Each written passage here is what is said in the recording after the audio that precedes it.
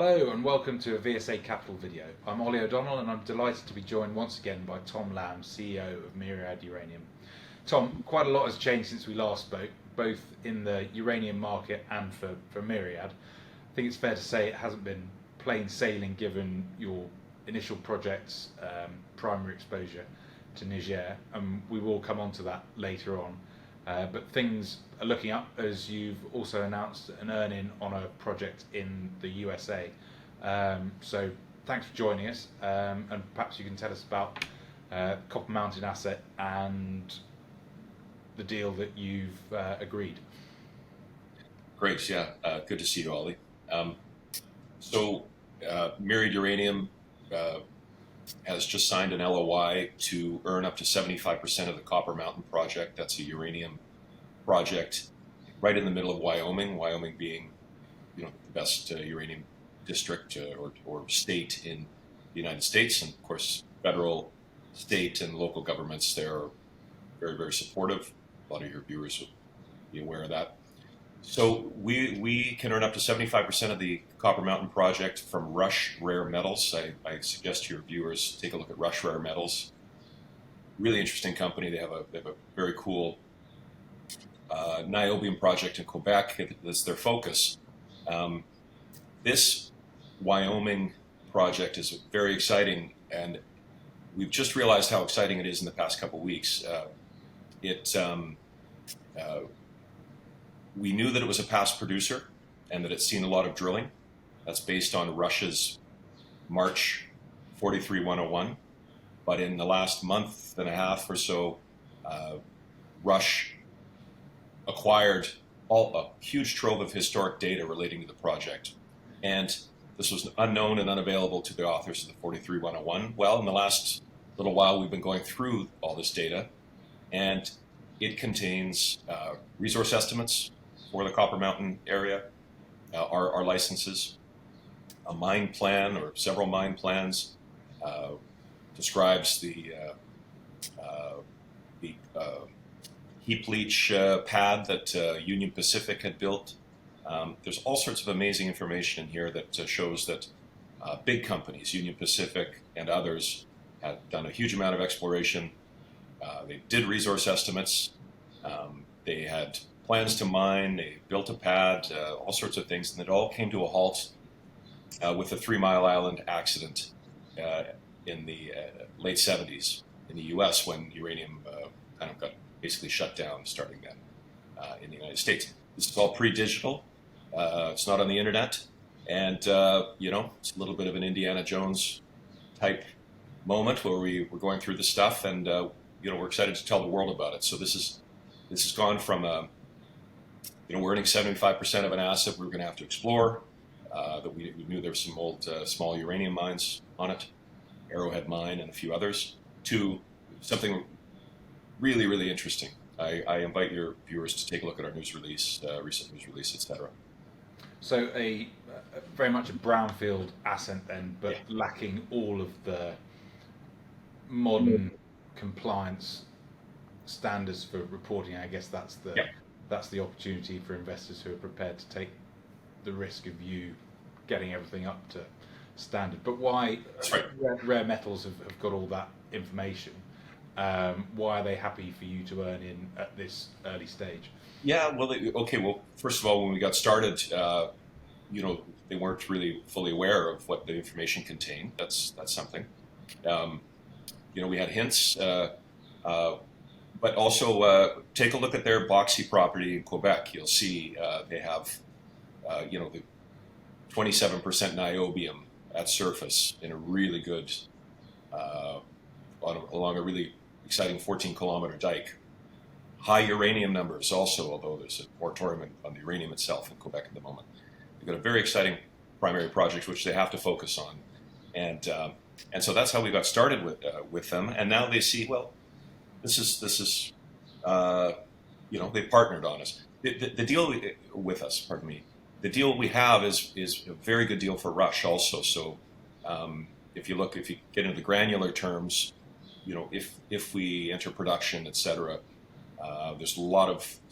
there are sweeteners for Rush that makes this a very fair deal for both parties. So that's why they're interested, and their board was happy to do this deal. So, everybody's going to make a ton of money if the project is successful, both sides, and everybody's investors on both sides. Excellent.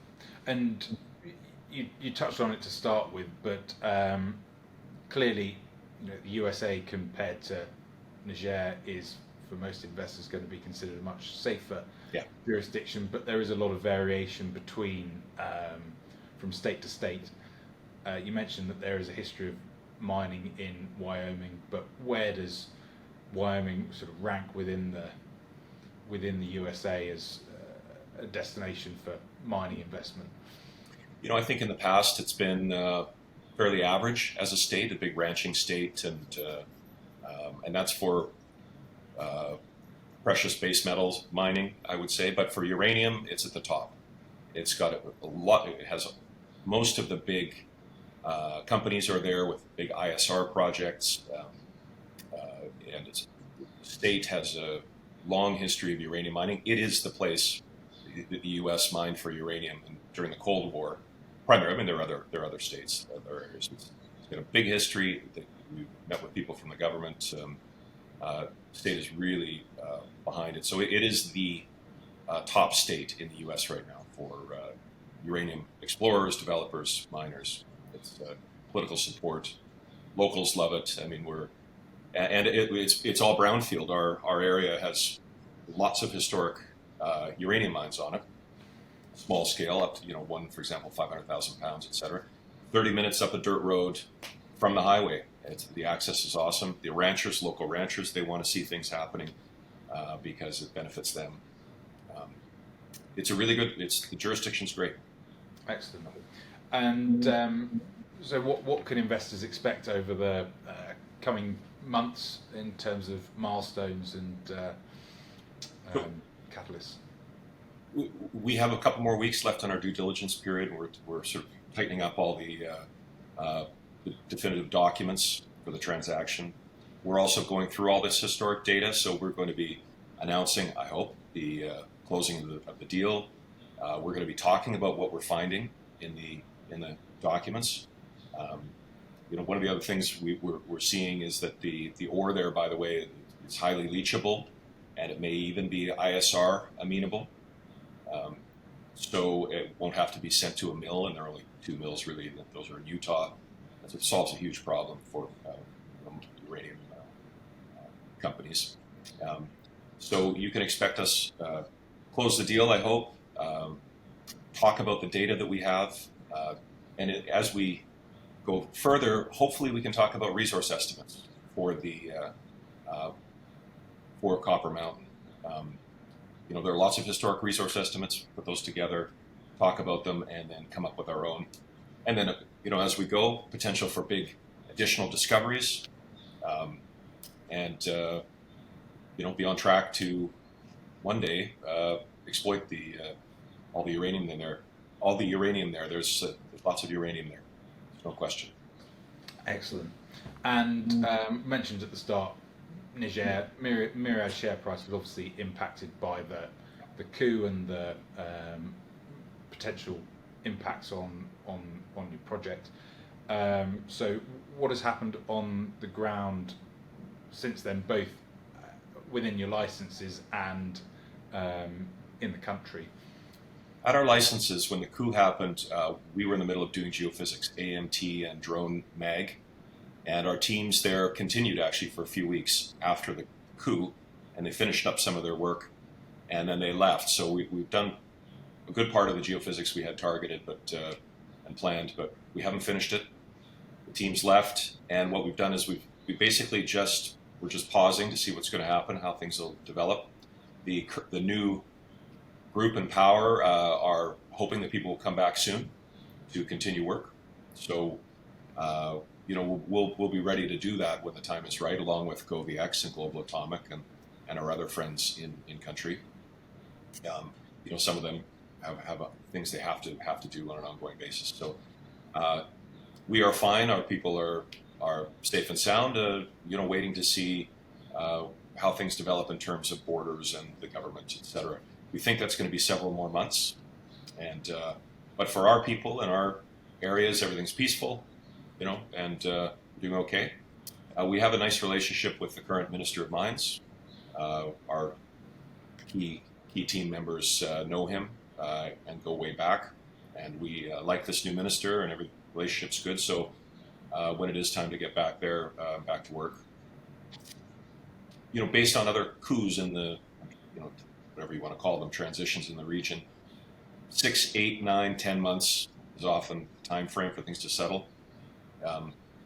So maybe that'll be the case here. We do have these licenses that we think are the best exploration licenses in the basin next to Immeraren, the world's second largest deposit. We're right on the fault right next to them. Our area was owned by the French, and they had planned to explore it and find more giant deposits. We have these amazing licenses down from DASA, Global Atomics DASA, on the fault. So we're very anxious to get back there, but we're not going to until things are clear and stable. And that is what happens there in that region. Things stabilize and you go back. Yeah, and you also announced a slight restructuring of the earn-in with your local partners. I think that gives you some breathing room to wait for things to stabilize. That's right. We have had an earn-in with them up to 100%, but one of the first main level was up to 80%. And rather than have to, because of the situation, rather than have to earn all the way up to 80% with further work, which we're in the process of doing, we've done a deal. We're now at 80% ownership of these licenses, so everybody can kind of take a breath, including our partners who own 8.5 million shares of Myriad. This helps their interest too, because the company can take a breather, and their shares are stabilized.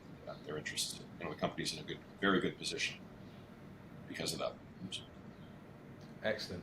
Well, Tom, thank you very much for giving us a quick summary on the latest news at Myriad. Hopefully, once you've had a bit more time to finalise your due diligence, we can have you back and perhaps go into a bit of detail on the project and even the geology as well. We'll keep you posted. And I really look forward to it. I mean, we're getting right into these documents. Union Pacific, big railway company that had a Rocky Mountain Energy sub, had spent tens of millions of dollars working on our project, which we're discovering, and we can't wait to tell everybody about that. Excellent. If it weren't for the 3 Mile Island accident, I think everybody would be very familiar with this project. So, great. Thank you, Tom. Thanks, Ollie.